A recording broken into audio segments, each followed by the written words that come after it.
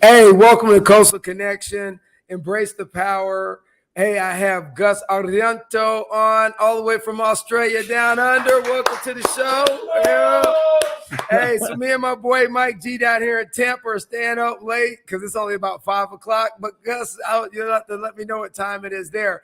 So Gus is in Australia and he runs a show called Leader Talk, which is one of the best shows on podcasts on the web. So if you get a chance, you need to check out Leader Talk. But no further ado, Gus. Hey, give us a little background about yourself. What do you do for a living?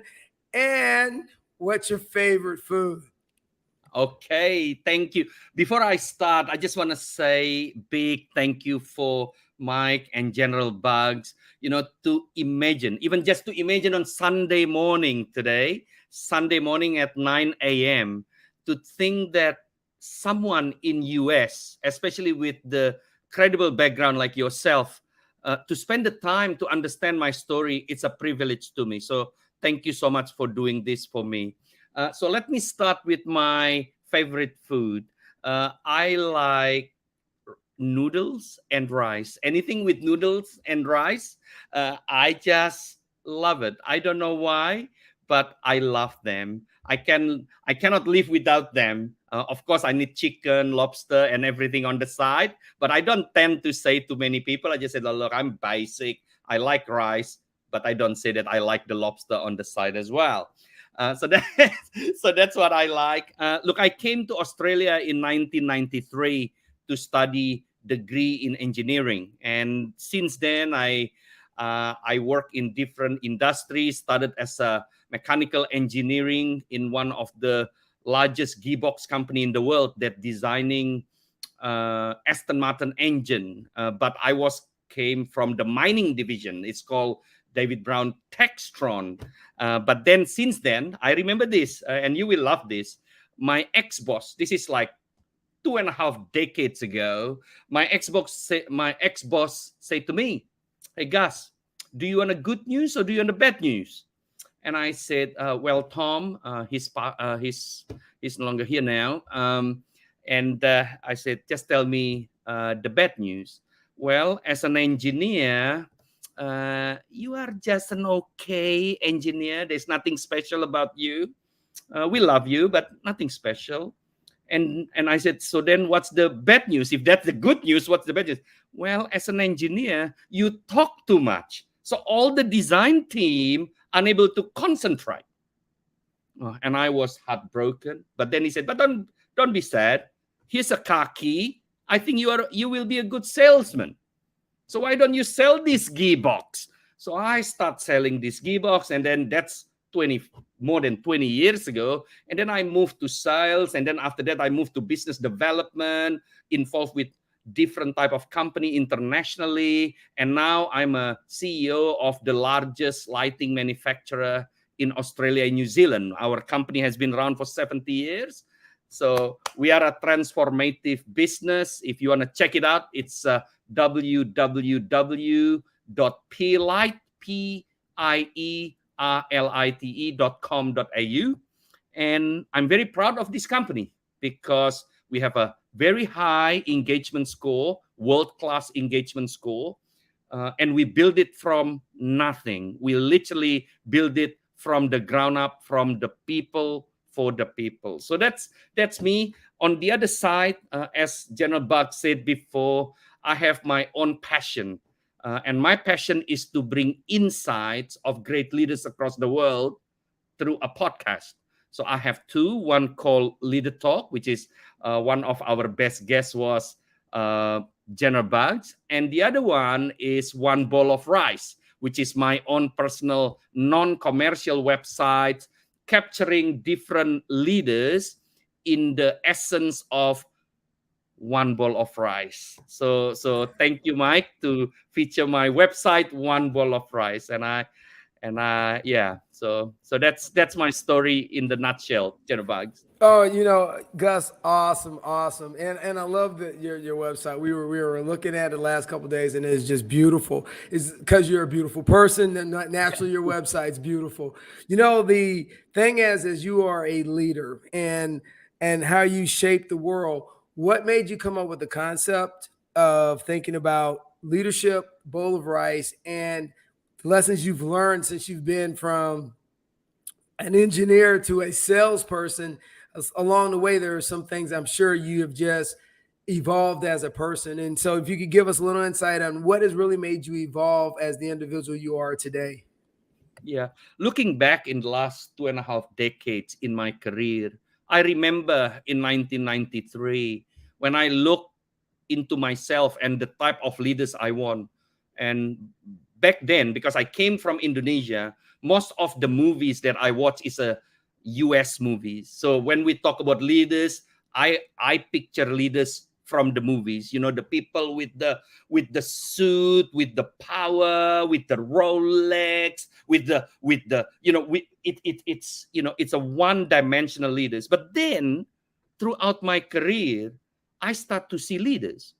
For example, I talked to you, Jenna Bugs. You know, you remember 3 months ago when I start my podcast, I call you and I start questioning myself. And I said, so there is leaders on the TV and there is leaders on the real life. And what I found, a successful leaders that I found really work for the people are the leaders that can show up as basic as one bowl of rice. And I just want to give the context of this because I believe this is new, even though there's nothing new in the world. You know, we believe that everything come new. But because I came from Indonesia, come from Asia, rice is a common food in every home, on every table. There's no home serving a food without a bowl of rice. Now, there is nothing fancy about rice.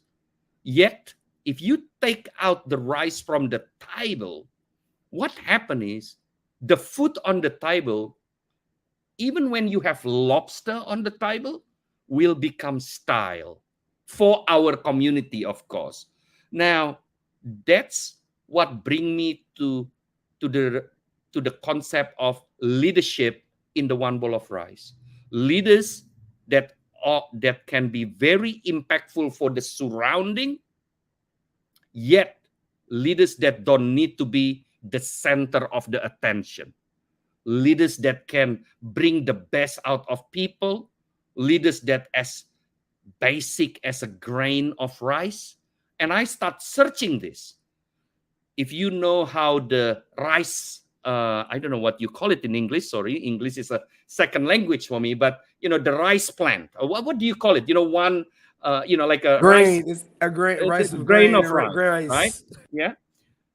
When it's empty without the rice, so when you actually plant the rice plant, when it's empty without the rice itself, that plant will stand straight like this. The minute it got rice, it bending down. Another leadership concept. The more you are experienced, you start to see people actually talking less because they know to get there, they need to went through a lot of experience and time. The one that's standing like this and keep talking normally have no grain of rice. And that's where the concept of one bowl of rice come through. And you know what? I start finding a lot of one bowl of rice. And one of them is you, Mr. Jenner Bugs, right? You offer your time to me. You show up. Like I keep thinking, if I'm talking to a general, it's just mind-blowing. This is for me, it's a mind-blowing. Your experience, your background, you could treat me like nothing. Not one experience that I have with you that I feel like I'm no one. And I think that's the whole thing about one bowl of rice. That's nice. That was nice, Gustavo. That was nice. Very nice. That makes sense. I really like that a lot. The breakdown of that. It's simple but in depth. Yes, It's like a shallow ocean and deep lakes. Ooh. Exactly. Exactly. So Exactly. it intertwines us how we treat people and and how you treat yourself and what you want to do and what you want to achieve. You could be that bowl of rice in the table, but that's all it is, a bowl of rice at the table. But if you Correct. take the bowl and you share it and you move it around, it starts feeding everybody, as you could put it, right? In depth, feeding everybody as with knowledge and information. Correct. And There it at is. this, All right. at the same time, whilst the bowl of rice bring the best out of every other food on the table, in the absence of any other food on the table, the bowl of rice is also nothing. Literally nothing. If I'm opening a restaurant and I said, we have the best bowl of rice, but we sell nothing else, no one come. And this is why I say to a lot of people, a business leaders with the greatest strategy with no people, literally useless. Wow, you're right, Gus. And you think about, when you bring up the rice and everything needs ingredients and everything needs flavor. And I always use this analogy is that as a leader, if people aren't engaging you or you're not allowing people to engage you, then you're not effective. And when I was a general, the one thing I hated was that I had a staff that was in the way of people being able to tell me what the problems were. So I removed my staff out of the equation, which they were like, it's going to cause you bigger problems. It actually didn't cause me bigger problems. It actually gave me the ability to solve problems before I had problems. So people would say this is going to happen. And that's what I see in you as a leader, is that I saw some pictures on the web of you talking to people at your office and talking to people at the factory, which means you're engaged. And those moments, that's where I think you grow as a leader. And I think you are spot on that, you have to share it. And Mike's spot on that you have to circulate and give that rice to everyone at the table, but you have to also make sure that you are partaking with the same thing that everybody else is. So Gus, as a leader, as a person that works around multiple different people, how do you frame yourself every day to make sure that you are being the best version of yourself? How do I put this? General Bugs, I didn't come to this world with a lot of speciality. I came from a poor country. Throughout my childhood, I wasn't the number one in the school. To be honest, for some reason, I must be lucky. God must love me that much that even though I'm the last one, I never stuck. I seems to be able to scrape through. And because of that, the only strength I have is to be as authentic I can be. So if I don't know, I show up in that morning. I said, I do not know. If I feel like I'm unable to progress on certain tasks because my limitation, and people said, oh, but Gus, you are a CEO of a sizable business, so surely you know a lot of things. And I said, I don't know a lot of things. And you know what? A lot of people end up helping me. And to answer your question, how do I wake up? How do I show up? Is being as authentic as I can be, being as true as my weakness and my strength, because I'm surrounded by people that want to help me. For example, General Bugs, you helped me 4 months ago when I called you and I said, General Bugs, you are a general that I saw featured in CNN. We have a podcast, but we have no one. You will be some of the first one. Can you come to my podcast? And this is someone in Australia with a time difference. You have no idea who I am. And you said, no problem. I help you. The first time I talked to you over the phone, I was shaking just because, God, so people in a different continent want to help me. Now that's how I show up. I show up by showing who I am without putting a lot of salt and pepper into my body. And I said, please help me. And you know what? Everyone helped me.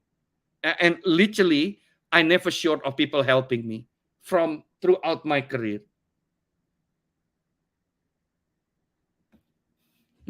Yeah, you're very authentic, and you always show where you're at and making a difference in other people's lives. I know I appreciate you offering me to be on your show because it was so authentic. But Gus, there's so much about you that is so unique and special that I can we'd be here for days. But I'm gonna pass the mic over to Mike because Mike's got a couple questions for you. So, Gus, question. We were talking about this pre-show. What makes a good leader at treating the employees? Like, I know that some leaders, they want to be leaders, but they're snippy at them. They lose their temper at them. I see a pattern of that. And you, as a person that owns a company, a CEO of your company, how do you pass that? Some days you have bad days, good days, but what makes a good leader to treat their employees so where they want to stay, where they want to be comfortable? Because some people go to work and they're uncomfortable, they're not happy. Yes. My father said to me since I was little, and he said, be kind to people, be kind. And I always said, be kind can make you successful, Dad? And said, yes. And I tell you why. Because it's easy, but not many people doing it. Right? You don't have to go to school to do that. And I want to put a context of what kind means. I guess when you are running a business, there's a lot of commercial things surrounded what we call kind. I'm certainly not talking about kind from a religious topic, even though we will try our best to do that. But for me, leaders that show up with the greatest intent to elevate, empower others in their organization, knowing that you do everything for the well-being, performance of that person inside and outside the business, have taught me in the past 2 decades that it brings the best out of people, which in turn bring the best of the organization. So I give you little example. In my organization until today, if anyone put the hand up and they want to resign, the one thing, and by the way, there's a lot of people from my organization will watch this and they will second this. I never once hold people if they want to resign. The only thing I want that I challenge was and is they do it for their best future. Not for me, not for my organization. Organization is an organization. Your life, it's still your life. So for me, if someone resign and said, hey guys, I'm resigning because this is the best for my family, I actually shake everyone hand that left. Never not. And I think come back to that question, Mike, what make it a good leader? It's as simple as that. Put your intent to the people, which turn the people put a lot of intent to your organization. You do not put the intent for the organization, hoping the people will focus on the organization. I scrap our vision of the company. Our company is more than 70 years old. We are the largest in our region. Mind you, we are a small country compared to US, right? But we're still the largest. Our vision used to be the largest lighting business, providing lighting anywhere and everywhere. Yeah. When I came to the business, I said to my leadership team, tell me something. If we become the largest, who get the benefit of it? The whole people or just us in the executive room? Because I tell you now, the receptionist will be busy. The forklift driver will do more work. So I don't think this is efficient for everyone. It's efficient of us sitting here in the boardroom. So this is not right. So we rework this and we change our vision with the word that is infinite. Our vision now called to empower our employees our customer and community for them to do their best work. People come to me and say, but Gus, there's nothing about lighting in there. I said, there's nothing about lighting. It's a vision that is infinite. We, every one of us in our organization, want to empower each other. In turn, this is what happened. 3 years ago, the salespeople bring a light fitting to a hospital to sell a light.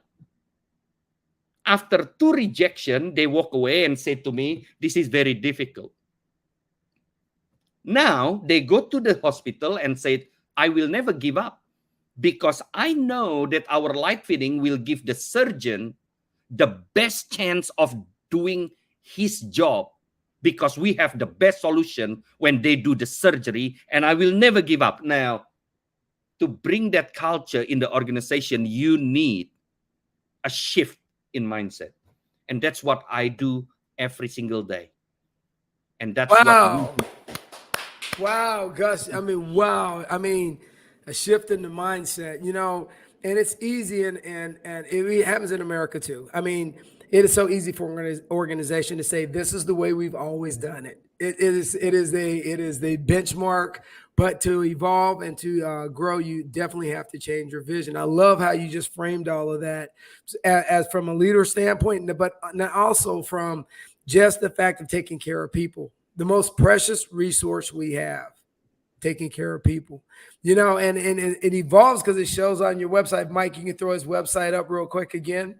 Thank you. For me. Yeah, you know, I'm gonna blow this up, man, because look at it right there, right there. Freeze that.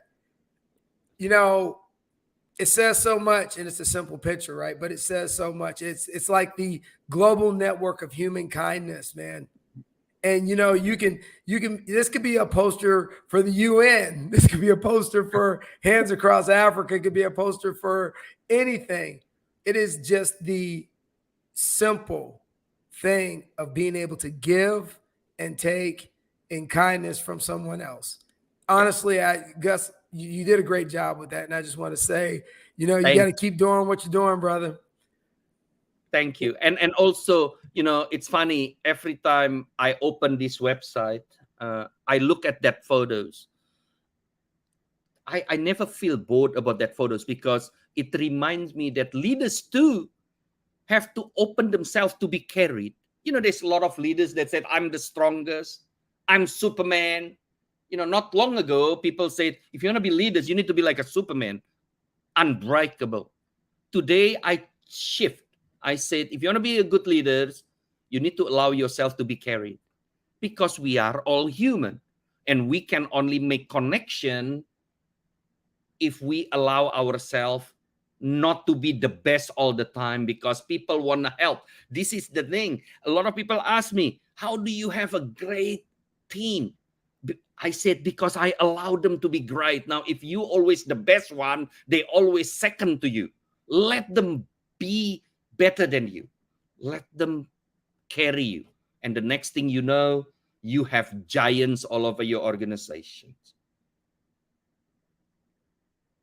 I do agree. I do agree with that. And I wish a lot of leaders do look like that, you know, to see that in an angle, because a lot of leaders, a lot of people want to be in their seat because they're better. And some people take advantage of that, but you don't. You're very humble, which is a great opportunity to meet you. A CEO, a person that is on the top but doesn't think that's on the top. He levels himself with the people, and that's great organization. That's great leadership, and a lot of people should take notes. Everybody who's listening, just letting you know. No names, but I'm just saying. Thank you. Thank you, Mike. Yes, it's the best. And each of us is, even when I was in the military, I had to shape the world that I live in. And I still remember people would change benchmarks because the unit I was running was doing so well. So I told my soldiers one day, they asked me, they say, why they keep changing the benchmark, sir? Every time we reach a benchmark, they change it. I said, because that's a sign of we are excelling. And you're excelling at a level that people said it couldn't happen. Because the only time there's a success, right? When people say, oh, this can't happen, this can't be successful. It can only until they see it, they don't realize it. And so often I've heard people say, well, you can't achieve this or you can't get there. Well, I disagree. You can get there if you try. And then when people get there, then people say, oh, it's like I always go back to the analogy of the man that broke the mile, it broke the 4-minute mile. And everybody goes, Yeah. no one will ever break the mile. No, the 4-minute mile will never be broken. But now that's been broken like 100 times, Yes. you're that mile guy. You're the one that they say, hey, he's not going to be able to break the mile. He's coming from Indonesia. He's not a rich kid. He didn't go to Harvard. He didn't go to Yale. He's just an average kind of guy. But one thing they never understood is that you had such a tenacity and a grind and a perseverance to be the best version of yourself, Gus. I just want to say you're a rock star, man. And then if you got any advice out there for young leaders that are like, starting at the bottom or starting in the middle, what would you tell them if they had Gus for a minute and say, Gus, if you could dump some knowledge on me, what would you say?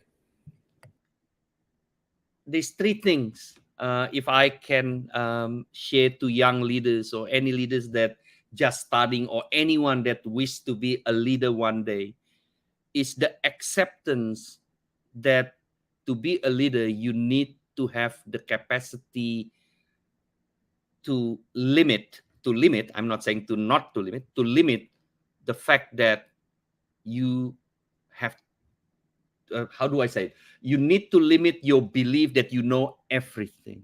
That's number one. And when I say that, even to my children, he's almost 18 now, I always say to Dylan, the power is how deep your bucket to accept new things every single day. What you know is only relevant a minute ago. Literally what you know is only relevant a minute ago. And between a minute ago and now, you're already losing. And the next 1 minute, you actually do not know anything. So, young leaders, keep learning by listening, reading, and asking. That's number one. Number two, if you want to be a leader, fail often. Because through that, you can engage with your people. One day, you will manage a lot of people. And a lot of people ask me, hey, Gus, one thing that you have that we don't see in many leaders is your ability to connect. Well, I was a toilet cleaner when I came to Australia throughout my studies. Until today, if I walk into a public toilet and there is a toilet cleaner, I always say hello. Because I know how dirty that job. Now, it's all about connecting the dots. It's all about connecting, and you only can connect the dots when you look back. You cannot connect the dots when you're doing it. When you're cleaning the toilet, there is no dot because you are in the bottom. But when I'm here now, I start to understand the importance of all my experience shaped who I am today. So young leaders, be rich in your experience. If you have the opportunity to go to Harvard, well done. And don't say that go to Harvard will not make you successful. You will be successful. If you have the opportunity to be in the army of US, do it. But if you don't have that opportunity and you come from a country where English is a second language, where you have to clean toilets, understand this. Those leaders that fortunate will never understand how to connect through the learning that you had through your pain, because whether it's good or bad, the learning are equal and leaders need to be complete. So I repeat, the second thing that I want to share is don't just learn the good stuff. Well, you need to learn how to eat steak in the 5-star restaurant because you might want to do a big deals with a bankers. But equally, when you run a business, you need to know how to deal with the forklift driver. Their challenge is different to you. So be glad if you face difficulties. And number three, like what I said before, don't be embarrassed if you do not know a lot of things. And be tenacious in learning. When I called General Bugs 4 months ago, I don't have any expectation. For me, it's just like, what? I'm talking to number one, it's from US. Like, you have to understand, Mike and General Bugs. From Indonesia, we see everyone from US. It's like in the movies. We don't see this often. Like, that's how we brought up. Every movie, we don't see Australian movies. We certainly don't see any other movies. Every movie is from US. From the movie called Chips, if you remember, right? Yeah, MacGyver. You know every movie, right? Top Gun. Every movie, it's look like that. But I put myself as I really want to know you. I really want to learn from you. And guess what, young leaders? People will teach you. You cannot go fast if you just learn from your experience, because we only live once.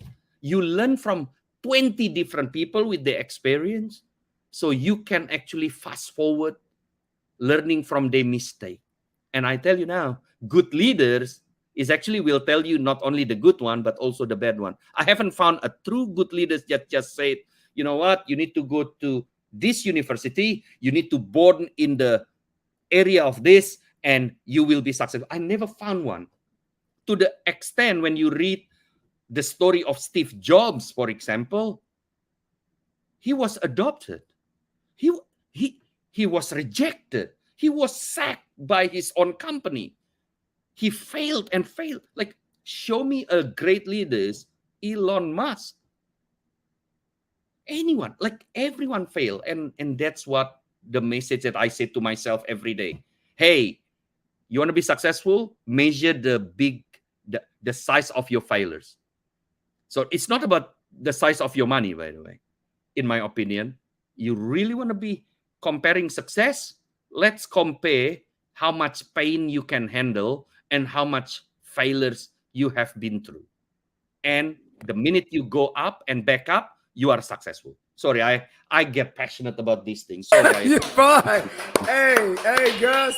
Hey, I just want to tell you, and me and Mike both want to tell you, thank you so much for coming on Coastal Connection. You rocked it. And hey, one bowl of rice, baby. I might pass one over to you right now. But you rocked it. And we just want to say, as we always say on Coastal Connection before we sign off, keep it rolling.